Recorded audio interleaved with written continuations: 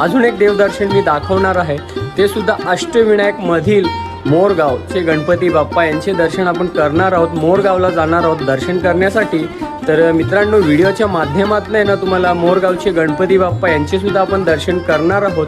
तुम्ही सुद्धा असा बजेट प्लॅन करून येत आहेत तर अवश्य या सर्व गोष्टींचा लाभ घ्या। मित्रांनो, अशा प्रकारे जे अष्टविनायकमधील मोरगावचे गणपती बाप्पा होते मयुरेश्वर, तिथे सुद्धा खूप छानरीत्या आमचं दर्शन वगैरे झालं आहे।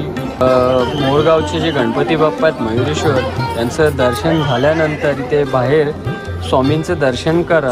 पाहू शकता खूप सुंदर असा देखावा आहे।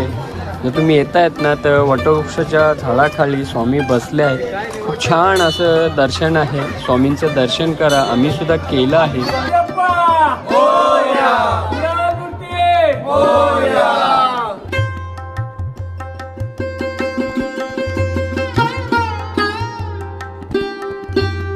पार्किंग वगैरेची सुविधा खूप छान आहे, स्वच्छ परिसर आहे।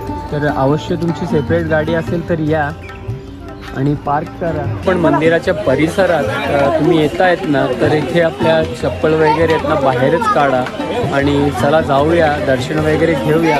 आमच्या महेश दादाने आहे ना देवासाठी दुर्वा आणि फूल घेतलं आहे वाहण्यासाठी। तर चला जाऊया, गर्दी पहा, खूप अशी गर्दी झाली आहे।